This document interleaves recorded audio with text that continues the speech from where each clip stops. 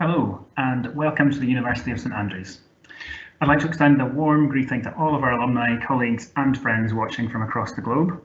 My name's Craig Rutherford and I'm the Development Officer working here within the areas of Arts and Divinity. If this is your first Saints Talk, then thank you for joining us. Our Saints Talks are short presentations by leading members of our academic community on subjects which we hope are of great interest. This evening's talk will be given by Professor Richard Whatmore. The talk will last for about 30 minutes and then Professor Whatmore will be happy to field your questions. If you'd like to ask a question, then they can be added to the chat bar on your screen. We'll aim to wrap the event up for around about 6:15 at the latest, so do please get your questions in early if you'd like to ask anything. We would also ask please that you don't add your full name just for data protection reasons. Before we get into that, I'd quite like to do a quick plug for the next talk in our series. We have a schedule of talks extending right the way up until Christmas and then more planned for beyond. And the next one will be Dr. Lucy Donaldson from the Department of Film Studies at 5:15 on Tuesday the 19th of October. You can also access the full archive of our past talks on a plethora of different subjects from bird migration to tackling coronavirus on our dedicated St Andrews alumni YouTube channel, where this talk will also be available over coming days. Before that though, let's get back to this evening's topic and tonight's guest. Professor Richard Whatmore teaches intellectual history and the history of political thought here at St Andrews and is also the co-director of the Institute of Intellectual History. His last book, Terrorists, Anarchists and Republicans, The Genevans and the Irish in Time of Revolution, was published by Princeton University Press in 2019. His next book, The History of Political Thought, A Very Short Introduction, will be published by Oxford University Press in November. And I'm sure Richard won't mind me noting that this is just in time to be a handy stocking filler for the budding historians of political thought in your life. I am reliably informed that it is very reasonably priced at under £10 and can be ordered in advance online right now. As I said, Richard is co-director of the Institute of Intellectual History. It was founded in 2013 and it's a hub for all of those interested in intellectual history and the history of human thought, both here at St Andrews and beyond. The Institute conducts research into all areas of intellectual history, hosts seminars and conferences with leading scholars in the field, and it collects, preserves and makes available for study the papers of intellectual historians and other scholars who've made an impact in the area. Last but most certainly not least, they also teach an M.Lit in intellectual history, which is recruiting for 2022 entrants now, and they also encourage doctoral level research in the area. Richard's own particular research interests in the field include political cartoons, balloons, and the debate about commerce and empire from early modern times to the present. Tonight, the subject of the lecture is democracy and empire. Richard. Thanks to everybody for tuning in. As Craig said, the subject is democracy and empire. And I'm going to take you back to a time where there was an attempt to abolish empire. Of course, today we are at a moment where anti-imperial impulses are vocal, and there's a great deal of talk about the decolonization of minds and states. And it's not a new impulse. It's happened many times. There are lots and lots of opponents of empire in history, and I'm going to take you back to a time when there was a really vigorous attempt to get rid of empire, and significantly those who wanted to get rid of empire came to the conclusion that what was at fault was democracy, and those who wanted to get rid of empire saw two forms of democracy in particular as being particularly problematic. The first form of democracy that was problematic was Republican democracy, and the second kind was mercantile democracy. And if you want to know what they mean, you'll have to keep listening. So the period of time that I'm going to talk about was a time where people who studied the past, let's call them historians, were valued and listened to by leaders of communities and by governments. Must have been glorious. And the reason that they were listened to was because they were given the job of predicting the future. Now, predicting the future on the basis of the past did not mean that you were expected to predict what was going to happen in culture or society or science or technology, but it meant that you had to predict crisis. You had to study crisis. You had to identify the sources of likely future crisis, especially in politics, and you had to work out ways of dealing with crisis. So the study of the past was the study of crisis. And the people who thought in this way came to particular conclusions. One conclusion that everybody shared was that if you invaded a state and made it part of your empire, you could not simply project your own culture and laws and religion onto it, because states have different histories, and if they have different histories and you try and impose a new type of society on another state, then it's simply going to lead to an intensification of successive crises. So that's the last thing that you do. Another generalization is that if you live in a republic, you can expect to experience civil war.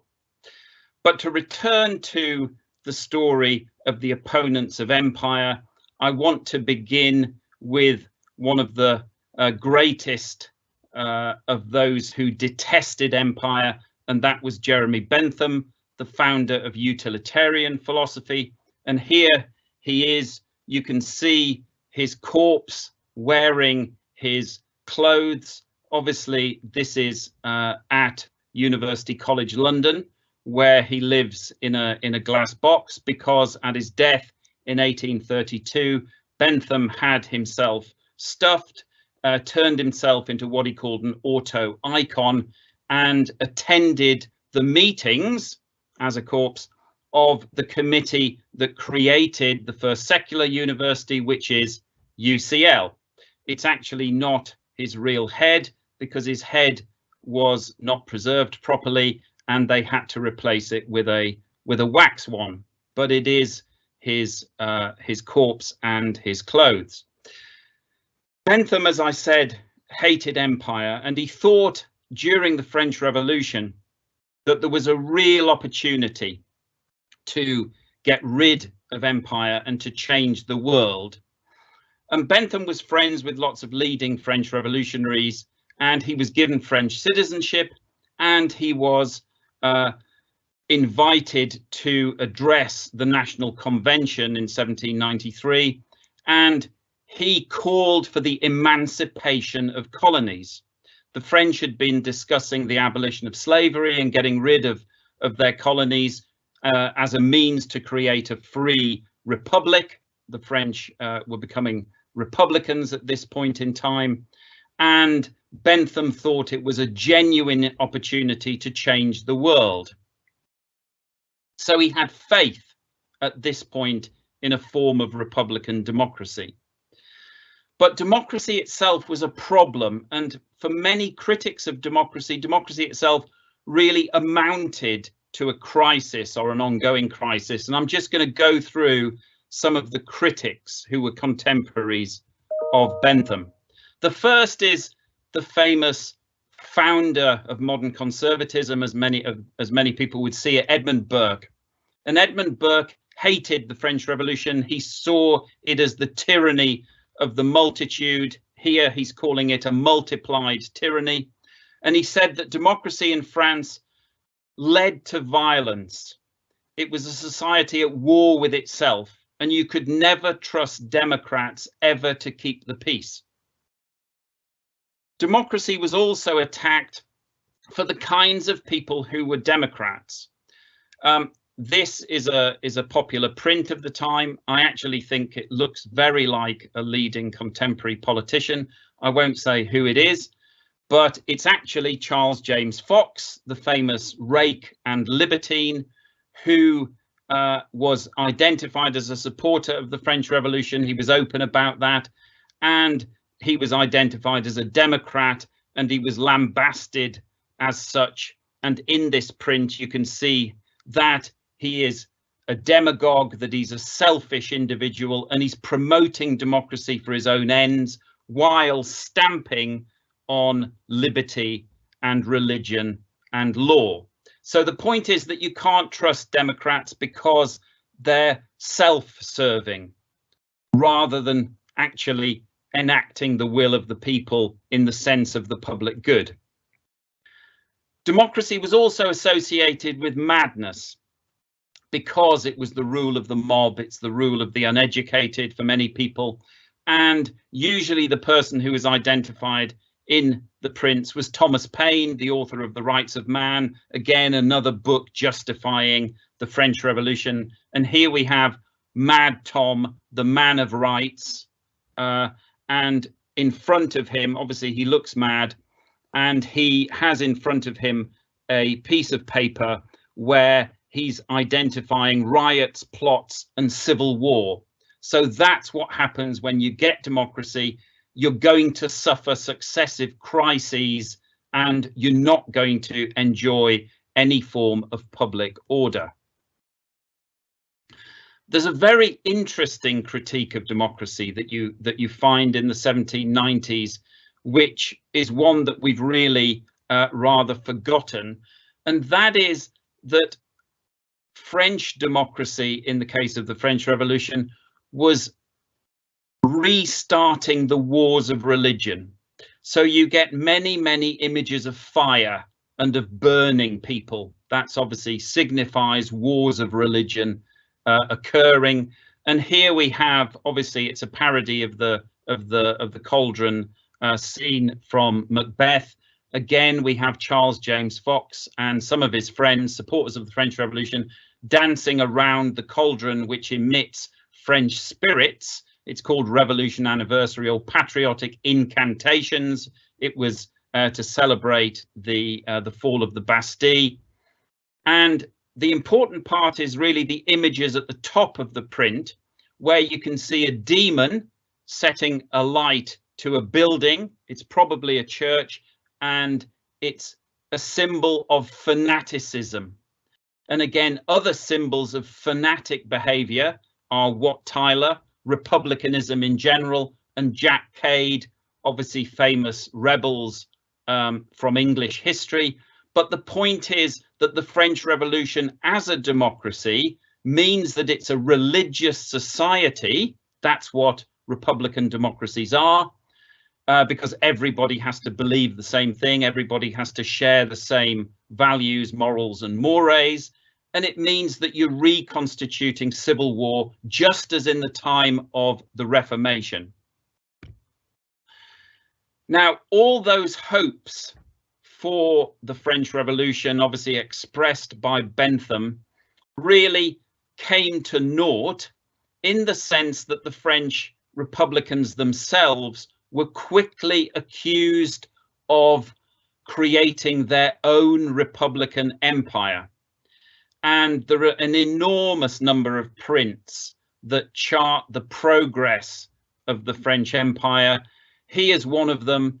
It's the French revolutionaries entering volunteers. Obviously, you can work out the pun about entering because of the position of the stick.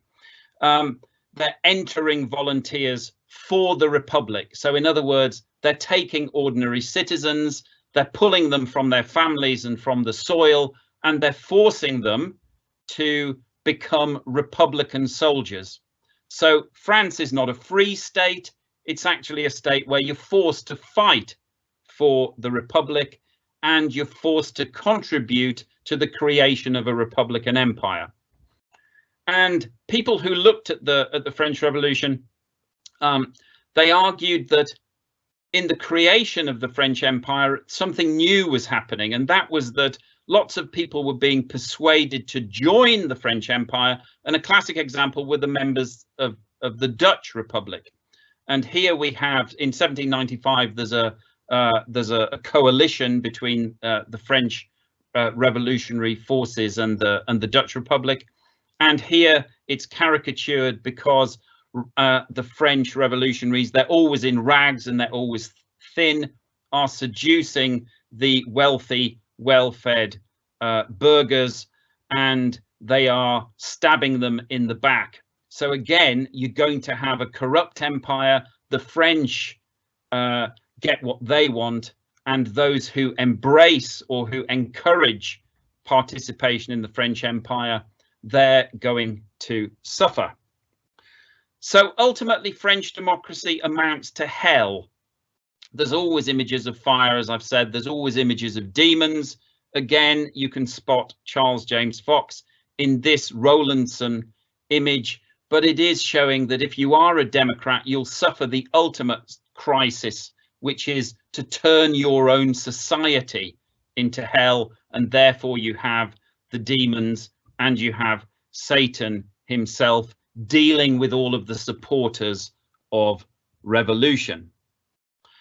Now, Democrats, it was argued, create a society, if they're Republican Democrats, that is ripe for Caesar figures to rise. And ultimately, the greatest indictment of the French Revolution was that it allowed a Caesar figure in the person of Napoleon Bonaparte to put an end to the revolution and to create the First French Empire. And Bonaparte's life is described as a democratic life in this print. You can see he starts impoverished in Corsica. Obviously, Corsica becomes part of the French Empire in the 1760s. It's taken from Genoa, the Republic of Genoa, and that's why Bonaparte becomes French. He's given a scholarship by the French crown. He's trained as an engineer, and of course he starts to betray those who have invested so much in him and joins the revolution, becomes a Republican revolutionary, and gradually rises as a Republican general. He's always described as somebody who was false and fake. An example in the top right-hand corner is his conversion to Islam, which he was accused of doing in order to promote his own interests, while of course claiming that he was also a devout Catholic. Then we have democratic courage at the bottom left, where he is abandoning his armies in Egypt as they are failing. Ultimately, democratic glory, he turns himself into an emperor, and then finally he pays a price because hell catches up to him, and he's going to suffer because of all of his crimes as a Democrat. And there's a very powerful linkage between Republican democracy and the rise of rich or famous people, especially in the army, but also in civil life potentially, who turn themselves into emperors. So it's a very easy step, many contemporaries argued, from a Republican democracy into the rule of a Caesar figure. And obviously Bonaparte really proved all of those critics of the French Revolution right. And the fact that he then creates an empire, again, supported the views of Burke and all of the other critics. And here we have a well-known Gilray print, which shows the result, which is a world characterized entirely by empire. William Pitt and Bonaparte are carving up the globe. It is their plum pudding, and they're creating empires for themselves, and they're about to greedily eat up all of the states. So if France was one version where there were hopes of abolishing empire, which failed, what are you left with? And the alternative is Britain. And at the time, Britain, it doesn't call itself a democracy. It has a representative government. Obviously, the people have a role in the government. The word for democracy, if you were critical of the term democracy, was that you lived in a free state. And Britain saw themselves as living in a free state. But of course, Britain was an empire. It's lost part of its empire during the American Revolution, and the part that's left, it was argued, itself was destroying the British state. So this print is a great critique of contemporary empire, turning from France to Britain. And you have Warren Hastings, the Governor General of Bengal. He's the Alexander the Great, pouring the riches of the East through his cornucopia into the belly of Thurlow, the Chancellor at the time. And the point is that commercial empire, which is obviously an alternative to just invading states and creating an empire in the Roman manner, if you create empires through commerce, they're not going to be stable, because the riches corrupt the society and people become addicted to the pursuit of wealth and the pursuit of commerce, and it's unstable, and ultimately it leads to the creation of empire, and that empire will explode. Obviously, the gigantic belly is becoming too full, and Great Britain will cease to exist if too many riches are poured into the stomach. It's also very interesting that the parts of the British Empire, Bengal and Ireland, are the legs. You know, they're the foundational trunk of the British Empire, and it's the exploitation of these poorer countries that is the basis for commercial empire, and that underlines the sense of injustice.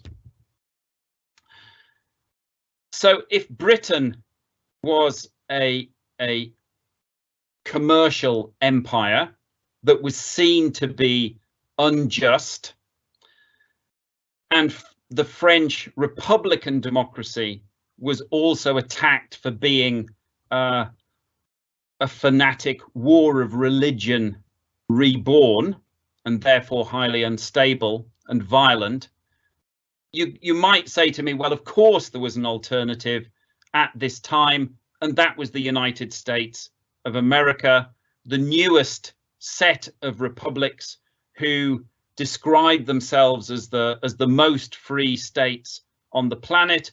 And famously, Thomas Jefferson, here writing to George Rogers Clark, calls the new republics an empire of liberty. Very famous description.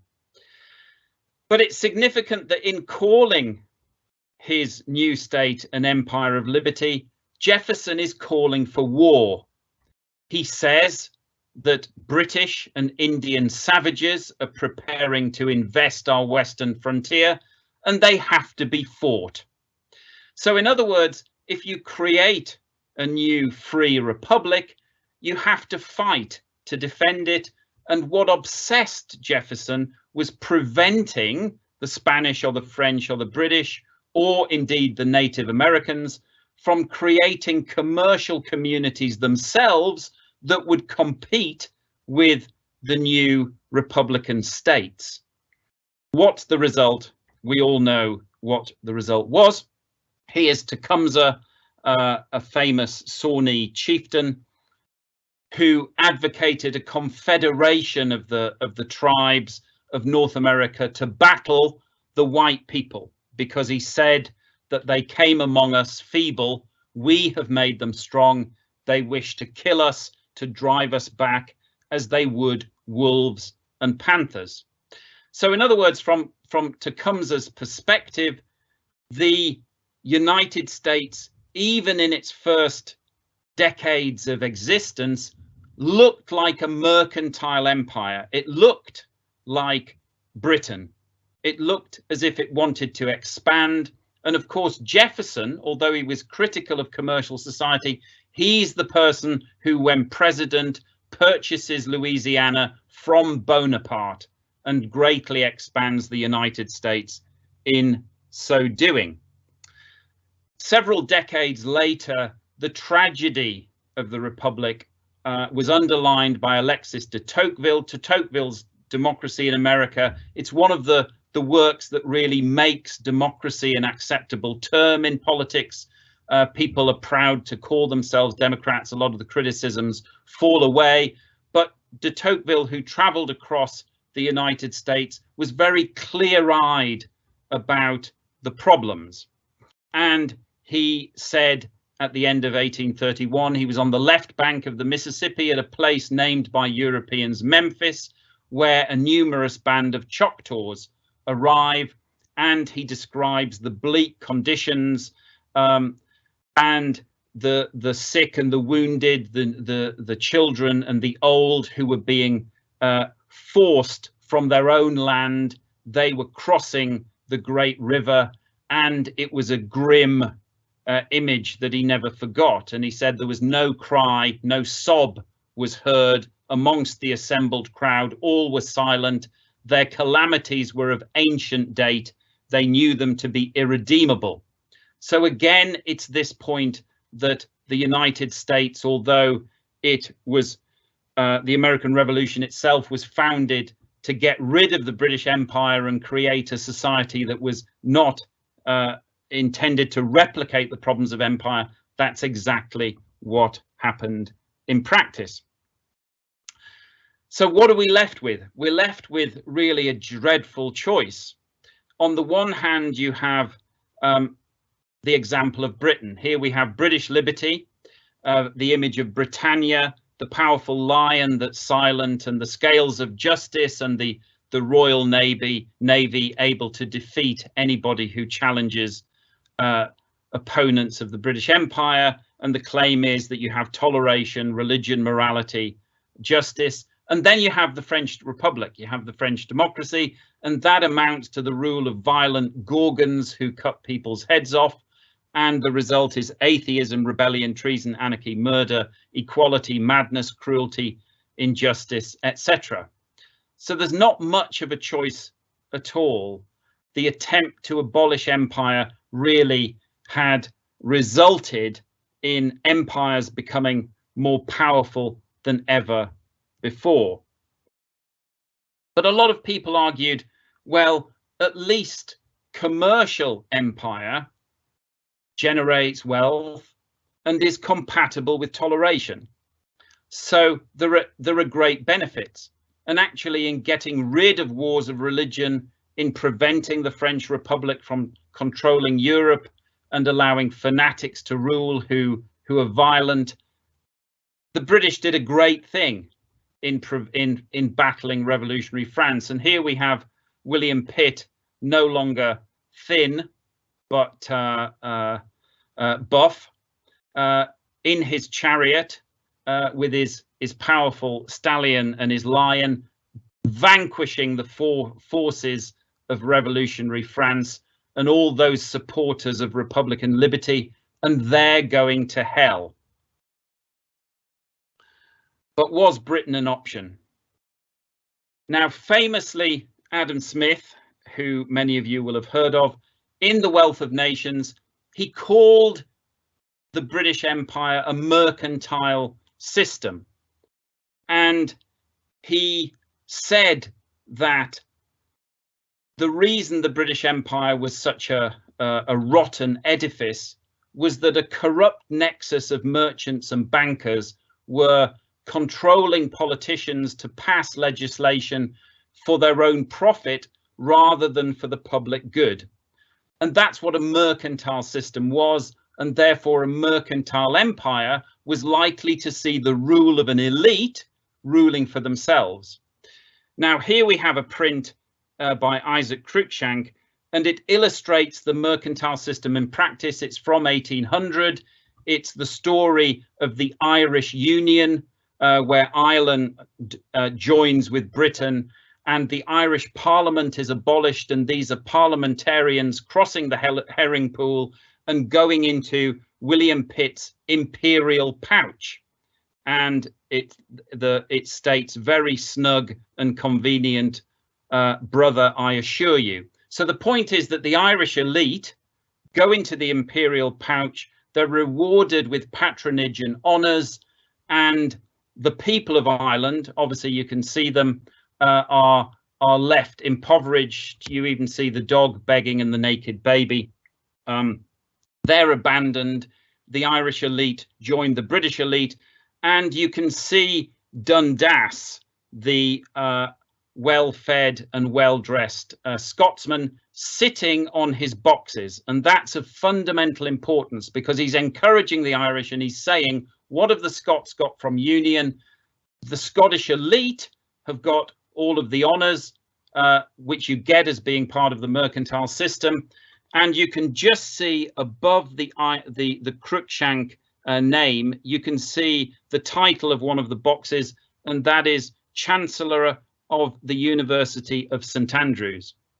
So clearly, the Chancellor position was something that Dundas enjoyed. He might even have been paid for it. It was a sinecure. It was something that a member of the elite would enjoy.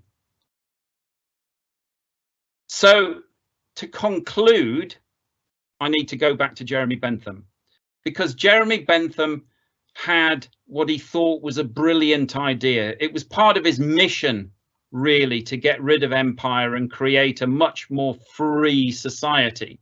And his idea was a panopticon prison. And he claimed that if his panopticon prisons were built, he would be able to grind rogues honest. In other words, he could take criminals and make them good. He spent years and years trying to put his idea into practice, and he blamed the British elite. He blamed the mercantile system for preventing him from realizing his dream. So the point was that Bentham, the great critic of empire, believed that empire doesn't just exist abroad. It's not just an international phenomenon. It exists at home. And if there's a domestic empire, and he called it a set of sinister influences and sinister interests, and he blamed them for collapsing his prison scheme. And although later in his life he becomes a Republican and a Democrat, the kind of democracy that he wanted and that he advocated and that he spent the rest of his life trying to justify was a democracy that could exist without empire. And that meant that it couldn't be a Republican democracy and it couldn't be a corrupt mercantile democracy. So it didn't have to be like revolutionary France. It didn't have to be like contemporary Britain or the United States. It had to be something completely different. But I'd have to go on at length in order to fully explain Bentham's vision, and that would take another talk. Thank you very much for listening. I'll stop there. Thanks very much, Richard, for that was a fantastic talk. It was genuinely enlightening and interesting. I think I'm glad I now know where the cartoons come into your research. I also never thought I would hear the phrases William Pitt and Buff in the same sentence, so thanks for burning that into my brain. We've had some questions come in, but I'm going to firstly just kind of abuse my position as a question gatekeeper and ask one of my own. Incidentally, though, if anyone has any questions, please do continue to send them in. I've actually been to see Jeremy Bentham myself in UCL, where his old seat, where he used to sit in a cabinet in the entrance hall. I was just wondering, what was it that made him have his corpse stuffed or embalmed, and what did he think he was going to gain from doing that? Thanks. It's a very good question, and there's two answers. The first is that, and it is actually connected to his critique of the French Republic, the version of Republican empire as I've described it, and that's that Bentham hated religion, and he hated Christianity, and he thought that Christians were so prominent in contemporary society that they supported the mercantile system and all the things that were wrong with Britain, and many of them could be traced to Christianity. So he thought in having himself stuffed, it would really anger Christians who believed in the resurrection of the body, and so that's definitely one motive. The other is that he genuinely believed that people are superstitious. You can attempt to get the irrationality, the mad feelings, as Bentham would have put it, out of somebody, but people are superstitious, and so he genuinely wanted to turn himself into what he called an auto-icon. So he would be a figure that represented the new philosophy, obviously his utilitarian philosophy, defining the greatest good of the greatest number. And if you could see him, then you would be inspired to adhere to it. So with Bentham, there's always a practical rationale, and he genuinely expected. I think he would have been quite sad that he's in glass or in wooden boxes. I think he would have expected to be somewhere grander by now. I was going to say he looks far less sinister in his glass box than he did in his old cabinet, so maybe that's lessening the effect of it. Going to move on to a question from Megan Sarsfield, who asks, are opponents of empire focused on traditional, i.e. kind of military and political empire, or more cultural empire, such as kind of Western civilization and the spread of values in film and television and music, or is it perhaps both? I think the answer is both. I mean, obviously, you think of, in the 18th century especially, you think of historic empires, and in some ways, the empires that I've described, the French Republic or the United States, they're often associated with Rome. So you create a land-based empire, you expand your empire, whereas Britain is Carthage, and it's a commercial empire. Now, for contemporaries who think about empire, what was worrying about commercial empire is that you don't need to invade somewhere. You can simply take control of the economy, send in your East India Company, as the British did in India. They gradually begin to control the state. They'll have military power. So modern Carthages are really sinister. And actually the culture that comes with empire is worrying if it's homogenous. And I think that the worst thing about empire, as people would have seen them developing, is the homogenous cultures that follow them. Because if you lived in the 18th century, you saw a Europe, or actually a globe, which was constituted by thousands of different kinds of states. By 1815, obviously the number of states in Europe has collapsed. The world of commercial empire is a world of large states. And the tragedy is that all that diversity has been replaced by homogeneity. And that's probably, for somebody like Bentham, the worst thing about empires is that cultures, homogeneous cultures, especially ultimately if they're republican, follow them.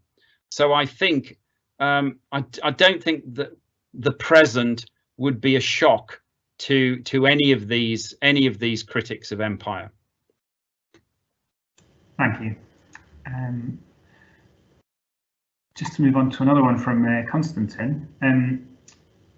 If it's not too off topic, he says, to what extent were the anti-imperialists of that era similar in their arguments to the Little Englanders of the Boer War in the 1910s? I don't know if that's an area you've studied.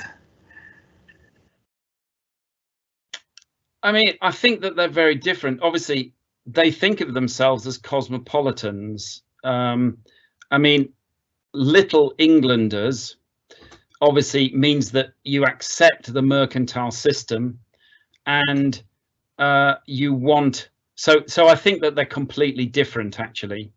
The idea of a Little Englander ultimately entails a defense of a notion of empire.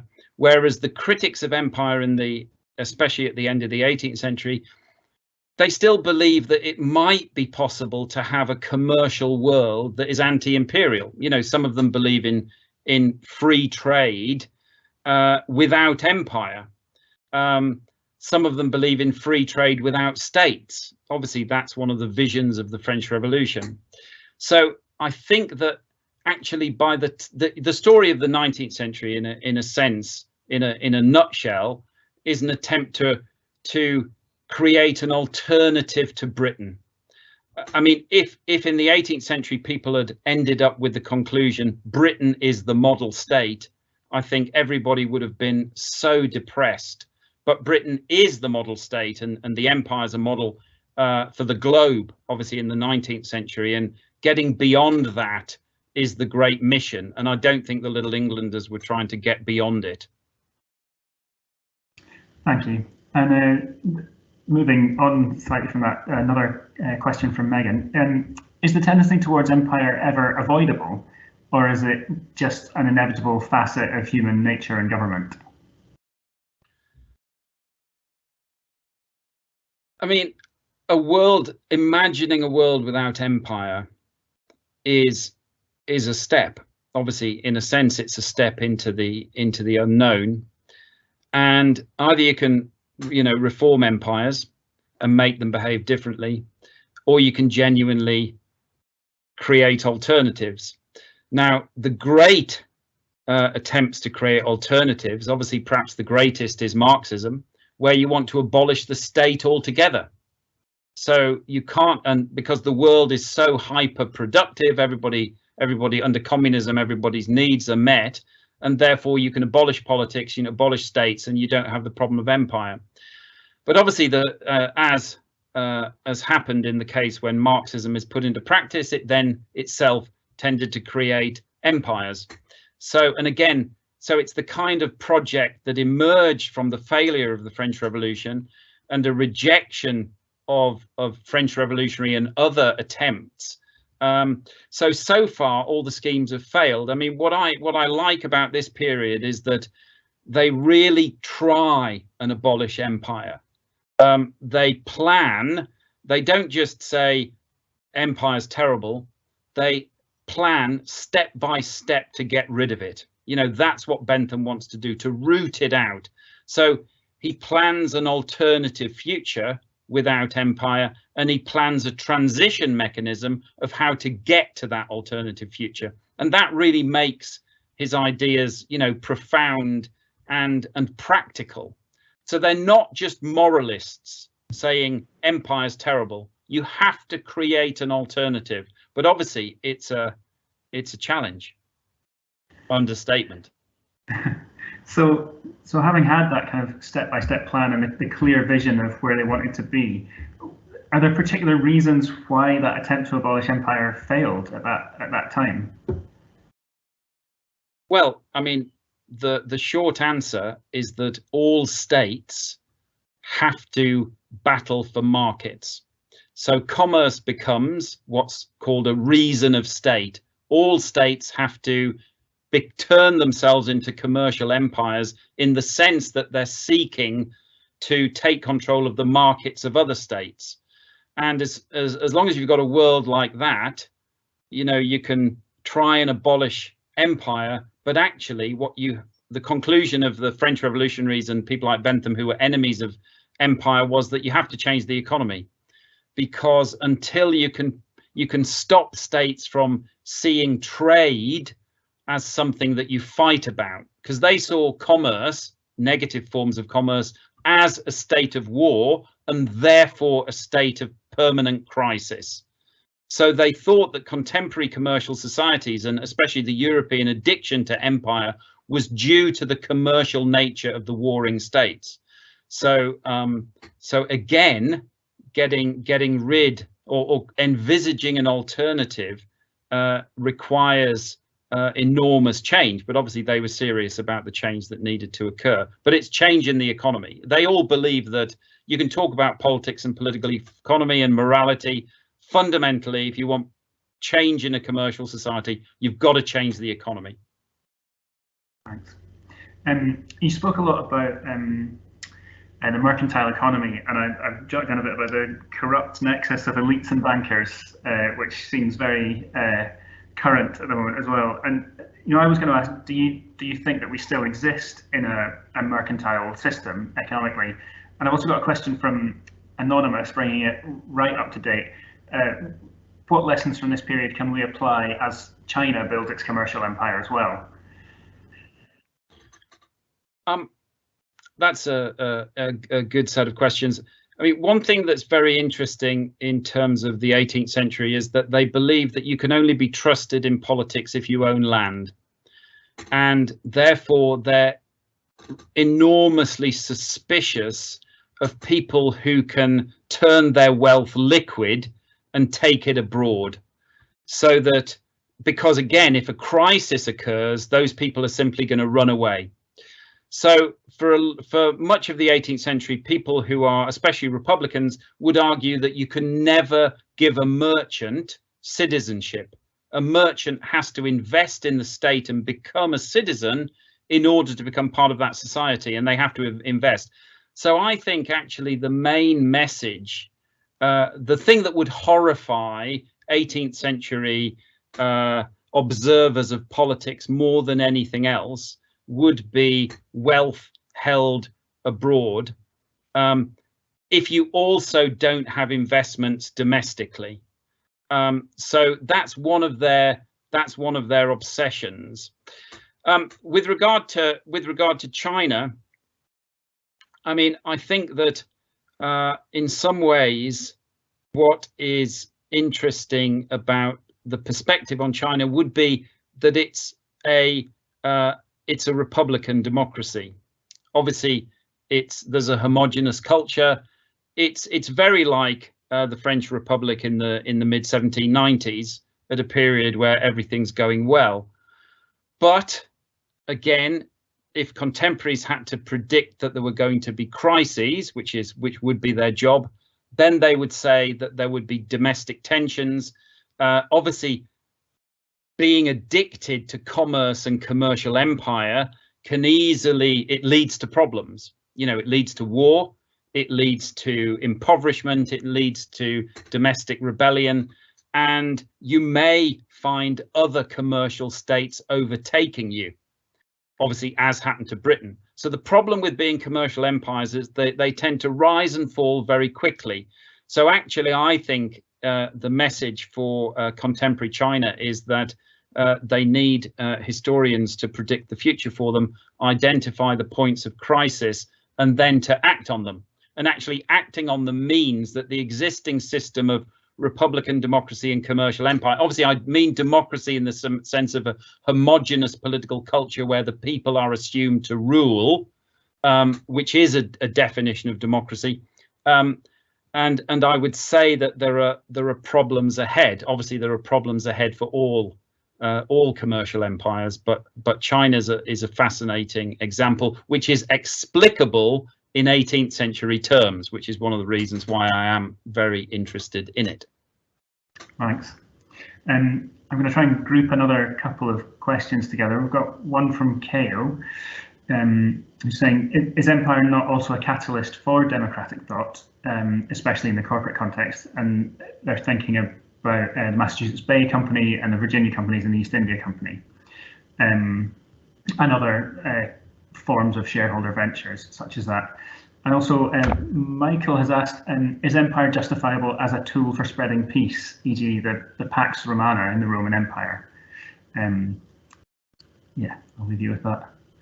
Fine. Obviously, the point about the Pax Romana is that you need a universal monarchy or republic to enforce it. Obviously, you need one state that is militarily superior to all others.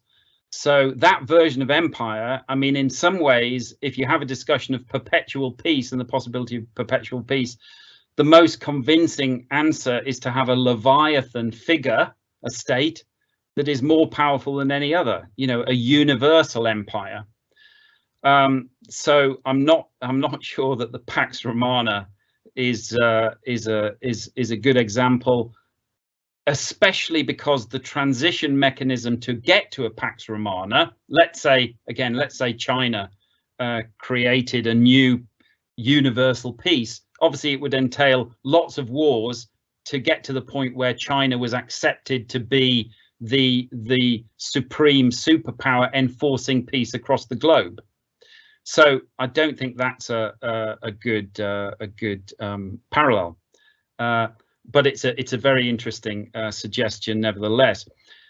With regard to isn't commerce a form of democracy? And obviously there's a great hope with commerce, which I think the questioner is alluding to this, which is in French it's called du commerce. It's gentle commerce. But if you're involved in commerce with people, then you are you have to accept different cultures, you tolerate them because you're interested in exchanging goods, and that's what you want to do, and isn't it marvelous? And therefore commerce itself constitutes peace, and it constitutes a form of democracy, because by giving people wealth, you're giving them status, and they have a position in society. And obviously the claims about the Virginia and other places, they seem to go hand in hand, commerce and democracy together. I don't think it lasts, unfortunately. Usually a small group of people suddenly have more wealth than others, turn themselves into a mercantile system, and pretend that there's that democracy remains. That tends to be, and that's obviously what Adam Smith said. That's what Bentham said. That's what observers of commercial empire who were brilliant. Unfortunately, that's the conclusion that they came to. Thanks. I'm going to bring it back to the cartoons with a question from Mitch. I really enjoyed the cartoons. They kind of really bring it to life and show kind of personality and real people from the past. It's like a little window into the 18th century. Mitch has asked, did they have a significant influence on segments of the population, and also which publications were the cartoons contained in?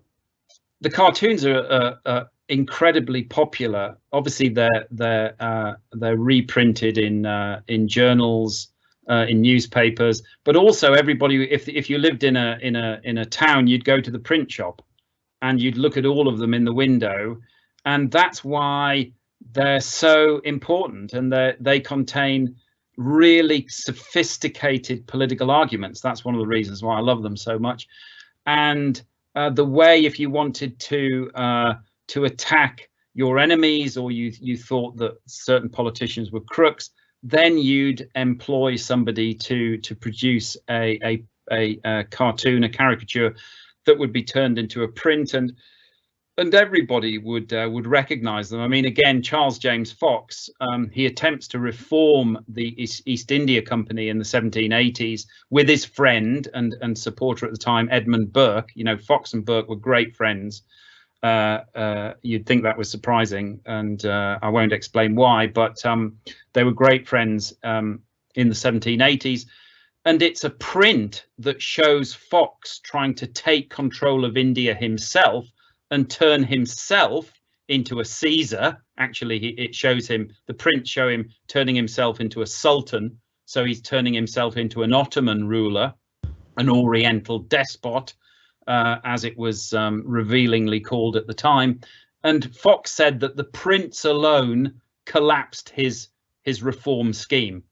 So they're incredibly powerful, the prints, and they say so much. My students really get sick of looking at them, but I never do. No, I really enjoyed them. So I think this is probably going to be our last question. We've got one from Louise, who's interested in Jeremy Bentham's plans for prison reform, and how does this and the panopticon link to a possible move beyond mercantile empire? That's a great question. I mean, Bentham's panopticon, obviously, for somebody like Foucault, Bentham's panopticon represents the modern world. Obviously, the panopticon is the prison where from one point you can see everything. So Bentham's panopticon has been described as, I don't know, Facebook, because it can see everything, and it can see into everybody's lives and what everybody's doing. But Bentham himself didn't see it like that. Obviously, he only thought that people who needed to be reformed should experience the panopticon. He also thought it needed to be applied to education, because you need to see what students are doing if you're going to educate them. But in terms of the link to commercial empire, there isn't really one. He has Bentham probably had a 1,000 ideas for reform before breakfast, and he then wrote them down, but he had problems finishing books, so he needed editors. Has lots of quite famous editors, you know, people like John Stuart Mill, the Genevan called Etienne Dumont, who finishes books for him. So sometimes he'd say, oh, here's another one of my books. I'm really interested in what it's going to say, because he himself wasn't really the author, which makes studying Bentham quite a complicated business. But he had lots and lots of ideas and schemes. But ultimately for Bentham, getting rid of commercial empire relies on law. Bentham thinks that you have to get the laws right, laws that apply to every single person, and that are then and that the law becomes accessible for everybody, for the rich and the poor. If you have a problem, you go to law. And so law becomes an egalitarian force and a force for making society just. And Bentham thought if you could create that kind of system of law, which obviously he called Benthamic, then it would abolish the corruptions of the mercantile system domestically, and then you could try and do it internationally. That's great. Thank you very much. I think that's just about all we've got time for. It's fast approaching 6:15. So just finally to say, if you're interested in Richard's research and you'd like to see more about that and what his colleagues are up to, you can see that at www.intellectualhistory.net. That's a great resource there. And then it just falls to me now to thank Richard again profusely for taking the time to talk to us on a subject about which he's clearly both passionate and well versed. I think when we started these talks last year in lockdown, we didn't know how popular they would be, and it's a credit to people like Richard and to our whole academic staff that not only have we found lots of them that are willing to come forward and share their expertise with us, but that the audiences and yourselves keep coming back in significant numbers to watch them. So thanks very much to Professor Whatmore for giving us his time. Thanks also to all the staff who've given their time to make arrangements for this event. It really does speak volumes that their expertise and professionalism has managed to get me through a technical event like this. And finally, a big thank you to you, our esteemed staff, alumni and friends, for attending the talk. We're delighted to be able to welcome you all virtually back to St Andrews every few weeks, so please do continue to attend the events. As I said, our next talk is on the 19th of October, and that will be Lucy Donaldson from our Department of Film Studies. We look forward to seeing you then, but for now, thanks for coming and enjoy the rest of your evening.